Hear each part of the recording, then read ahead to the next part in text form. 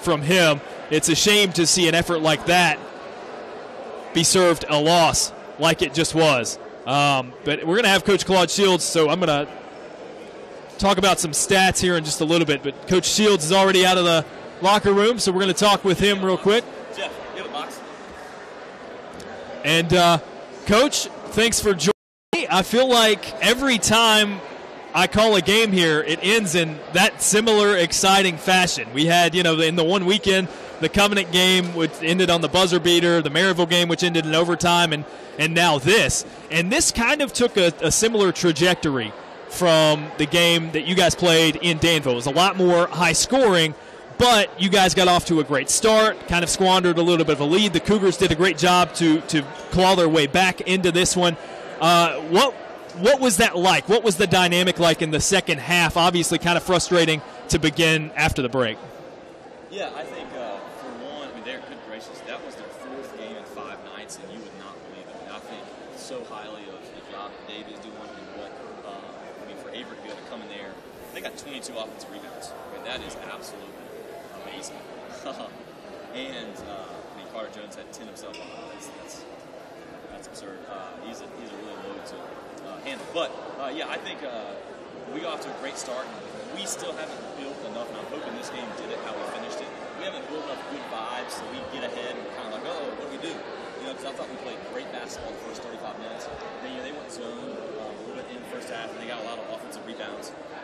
And then also, in the second half, obviously they hit the boards really hard. So I thought we did a tremendous job to fight through adversity in terms of down 5 with a couple minutes left. And that's really tough to fight back. So before you get too much further into that, I don't know if we're having issues with that mic, so I'm going to hand you this one, which I know is working. And we'll see if that one comes in the listeners, a little better. The 5 listeners just missed some profound thoughts. Yeah. Although they can hear it maybe a little bit. I did find out that I probably need to take these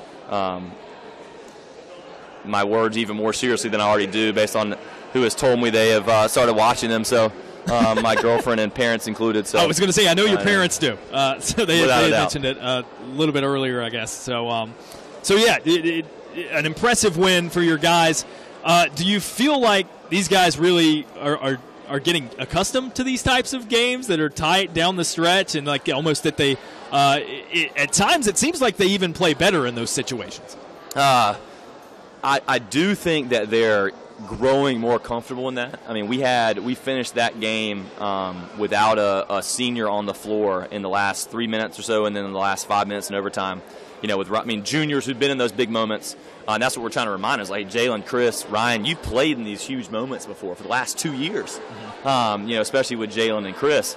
But then to have Cody and Sam out there, and so they made some huge plays. I thought Sam's closeout at the end of regulation, when I told him everything, and his being was telling him, hey, let me run at this guy and leave my feet. He didn't. He stayed solid, which is what we teach him. I was so proud of that. And then for Ryan, they beat us up on the offensive glass, and then for Ryan to go essentially win the game on an offensive rebound was pretty special. We talk about winning plays a lot, and that was definitely a winning play. Well, and that was 2 consecutive possessions in which Ryan really in the offensive board and was able to get the putback. The second one was a little tougher of a shot. I want you to talk about Trey McLean, who really played some great minutes tonight, I thought. And he ended up being disqualified, fouled out toward the end of there. What was that exchange? I saw you kind of like hunkered down near him, and you said, "I love it," and I didn't hear what the rest was there. At that point in the game, I was getting a little bit frustrated with a couple things. I think, I wouldn't say an issue for us, but what we're fighting through as a team is the trust. And so it's tough when you come down to team. I'll give 2 examples, both offensively and defensively. On offense, they're playing in the zone. I have some zone plays that we can run. We don't go over them a ton because I think you're crazy to play us zone because we can shoot the heck out of the ball, right? But when guys start missing those shots, and we went 1 for 12 from 3 in the second half, then it's like, oh my goodness, like what's going on? And so the trust factor is say, hey, if we do, we get to the next media timeout, the next 30-second time, whatever it is, do what I draw up. I'm drawing up out of the move, and I don't think we did a really good job of that. But most importantly, and the offense takes care of itself. On the defensive end, it was simple. Hey, we were trying to switch up with number 50. We were saying, hey, let's front sometimes. All right, let's play behind sometimes.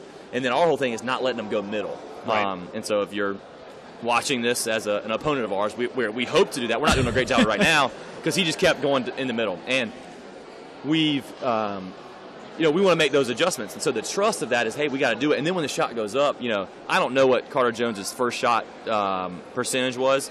I bet it was probably a little bit lower than 11 for 18. Yeah, absolutely. And so, say he was getting a lot of opportunities where he got his own 7 rebound. 7 for 14 or 6 for 13. Like, we're okay with that. It may look weird, people are like, oh, this huge guy is getting great buckets. It's like, well, we're not doing it the way we want to do it.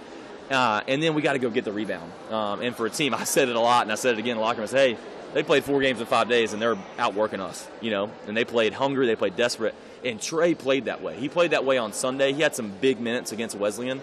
And him diving the floor, we got to get him to not foul as much as he does. But, I told him, hey, I love you. I love what you're doing, and you are what we are about. That's what our program was built on is, hey, we're going – and I think Averett and our programs are built on a lot of the same things. It's, hey, we're going to go outwork you. We're going to go get those loose balls. We're going to get those offensive rebounds, those defensive rebounds. And that's what ended up winning us the game at the end with Ryan. But I was just telling Trey I was so pumped up, and he's done a great job. And, when you're struggling and you're not really having the – as a team, I think some guys think we should be somewhere else. Sure. Won a few more games. Right. He's just so excited to play, and you need that infusion of energy, which I think was awesome to see because, he's a heck of a kid. And he's about, he's wanted to play. He's played at the beginning of the year and then now coming back in the rotation a little bit. So it's been fun to see him not give up. And, he's what we're about. That's what we started with 4 years ago with a lot of guys like him, and we still have him on our team, and we're hoping to show more of it in the future. Nice. Well, I wanted to talk about Carter Jones for Averett, and you touched on it a little bit. In a lot of cases, it seems like with a guy like that, you just got to let him do what he's going to do and hope that nobody else blows up. What was the game plan coming into the game? And then obviously some adjustments were made, at halftime and then entering overtime. I noticed Chris was covering him as opposed to Dakota in a couple of situations. Yeah, I think Cody is a great post defender, and I think Corey is. But essentially, both those guys are freshmen. And when you're playing against a senior like that, that's really tough. And so we kind of challenged Chris today. We want you to finish on him. Because I think Chris is smart. And he knows how to execute all the things that we wanted to do. So we try to change up different looks. Yeah, and I think it is a little bit. Like I said, if we could have just turned and boxed him out. But it's hard when you're that far underneath the basket when he gets you down there. But, he's a heck of a player. But, yeah, it's almost kind of like, hey, he had 28, but, on 18 shots and then 10 free throws, I'd like to turn them over a little bit more. Yeah. And I also think if they hadn't have played so many games in a row and if we hadn't gotten that lead, they wouldn't have set in that zone. Because we really talk about, hey, with how we play offense, it's going to be very hard for him to stay on the floor against us. Just go have to guard in the perimeter. And that's what was really good in the first half. Because I don't know what he had in the first half. I think it might have been like 12. But then obviously finished well in the second half. Right, I believe it was 13 in the first 13, half. Yeah, and both of those marks for him, career highs. 28 was a career high, tied a career high with 14. I think we had a career high on our end, too. We had my old point guard he was actually down in the area recruiting is Emory Henry as assistant coach, Mike Wolf. Yeah. Jalen had tied his assist record a couple games ago with 9, and Jalen set it with 11 tonight, so that's pretty cool. I know that I'll have to text Mike. He won't be very happy about that, but I'm sure he'll be happy for Jalen. He'll be very happy for Jalen, but he had to know, the first class to get out of here, some records are going to be broken. Sure, of course. Sure, but. Yeah, and speaking of double-doubles, you guys had 2 of them. So Jalen with 16 points led the team in scoring, and then 11 assists, and then Chris, steady as he goes, 15 points, 12 boards for him as well. You had 6 guys score in double figures. And I think we've talked about this before, how that, on any given night, it's hard to tell who your leading scorer is going to be. And it seems like this is really just kind of an optimized version of that. You guys are starting to hit on all cylinders. And it was about this time last season that your guys started to go on a bit of a tear, which landed you at second in the conference. Kind of the same feeling here? Do you feel like some momentum's in your favor? I actually, I do feel we have some momentum. I also feel that I think this team, we've talked about a lot, we have a really high ceiling. I think tonight we showed it a little bit on offense, especially in the first 15 minutes of the game, and then the grittiness at the end of the game. But I think, we talk about trying to play our best basketball at the end of the season.